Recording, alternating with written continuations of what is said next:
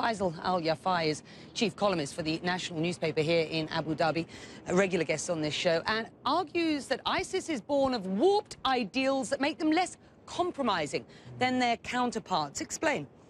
Well, there's a debate going on in militant jihadism about the right way to build a state, the right way to conduct warfare, about whether it's necessary to keep good relations with the people that you are fighting amongst. And this debate has a real impact on what is happening in eastern Syria and in western Iraq today.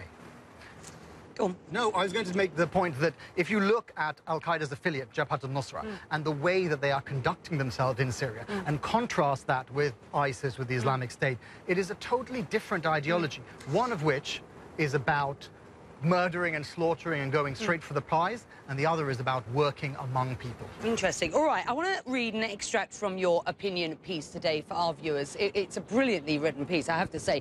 And I quote, "Militant groups are vehicles for an ideology." And this is a sort of analogy that you've drawn. Much like political parties, in that regard, longevity is itself a sign of success. And Al Qaeda is entering its 40th year as the foremost Islamist militant group. The Islamic State, by contrast, or ISIS, has already alienated most Muslims, as well as Al Qaeda itself, and may eventually face so many enemies that will implode.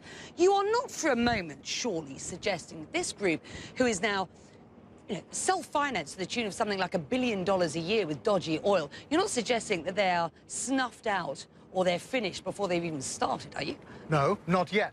But however rich you are, if you have too many enemies, you are likely to be destroyed. They cannot fight the Syrians, the Iraqis, the Kurds, the Americans at the same time. And this is a fundamental point. They have sought to try and go directly to build a state without building alliances. Now, if they build that state immediately, maybe they will succeed.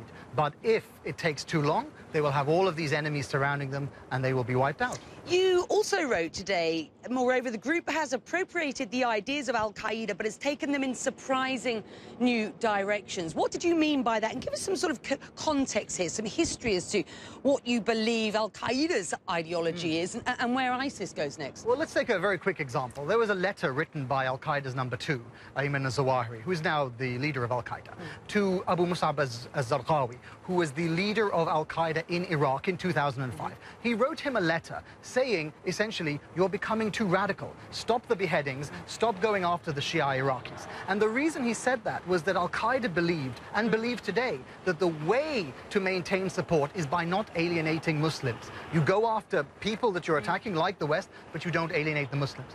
ISIS, by contrast, has murdered Muslims, murdered Shia, murdered Christians. It has no interest in the people around it.